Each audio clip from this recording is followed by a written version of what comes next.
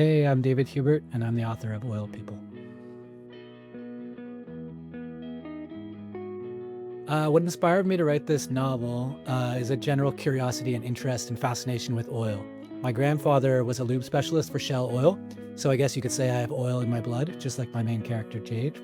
I lived for 7 years in southwestern Ontario, and during that time I learned about the history of oil in that region. And the more I learned about it, the more it seemed there was a fascinating and untold story there. You had 50-foot gushers blasting out of the earth. You had people spinning around with divining rods to show where the oil was, oil sniffers walking around smelling the earth, kids falling into 100-foot wells. So many people have come up to me after reading this novel and asked if this history is really real, which sort of indicates my project, I feel, in terms of discussing this fascinating little-known history in Canada. Oil is also just a powerfully strange substance to me. It's made of ancient zooplankton and other life forms. We tend to think of it as scientific and benign and technological, but it's actually just this primordial mystery goo on another level.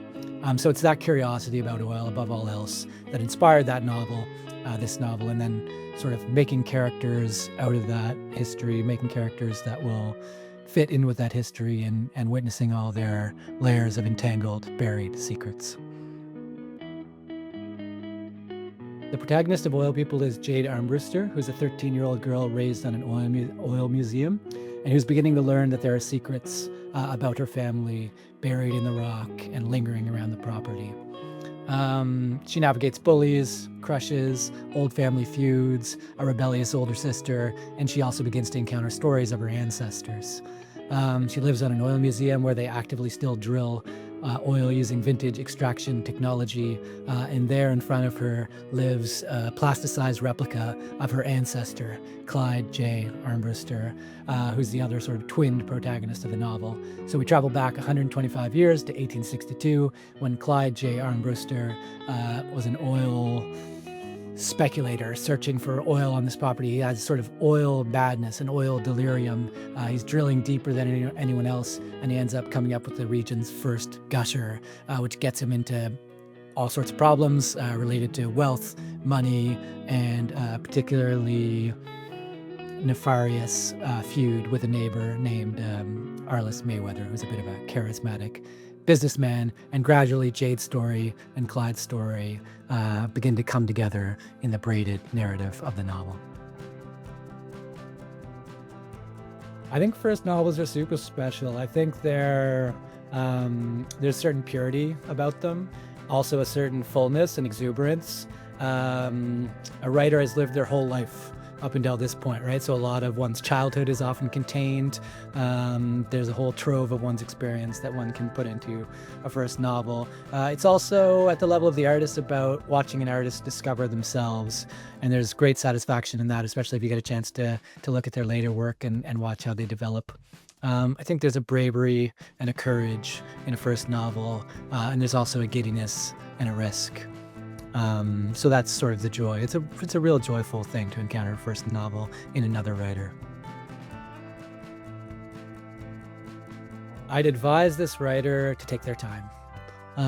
This is advice that I often give to my students. It's advice I perpetually have to remind myself to take my time, that this is not a thing to rush into. We have this natural, or perhaps not natural, but we have this tendency to want to produce, focus on product rather than process. Writing, unfortunately, there's no shortcuts. It doesn't really work like that. It takes a long time. And so I think leaning into the process, enjoying the process, enjoying the time that it takes, slowing down, and just feeling satisfied when you've written a good page that day, judging it based on your own self-worth, and sort of, just be ready for a slow grind, and you won't necessarily get anything shiny anytime soon. I think it's much better to produce a good book eventually than to try to hurry the process and produce a medium book. My whole house is a side table, I guess. My partner and I definitely have issues with stacks of books all over the house. I've got right beside me now a whole stack of research books for my current project. I've got a stack of National Geographic magazine downstairs. I haunt the book libraries near my house, but the two Usually I like to have fiction and have one fiction book and one nonfiction book on the go at the same time, and I happen to be doing that right now. The two that I have on the front burner are Swamplandia by Karen Russell. I think it's just, I always love her writing and I adore her writing at the level of the sentence. Somehow she's one of those writers who writes these incredible lines, incredible sentences, incredible neologisms, and also really nails it for me at the level of the story, the broader level of the narrative. So Swamplandia is one that I'm really loving right now. And the nonfiction book that I have is Speak Memory by Vladimir Nabokov. And I think that's, so far the best and weirdest and most wonderful memoir that I've read in a long, long time, if not possibly ever. And again, it's just the way that he illuminates life in that memoir and turns life into something holy and something greater than anything that I've ever lived through the medium of language is really, really inspiring for me and makes me want to keep going.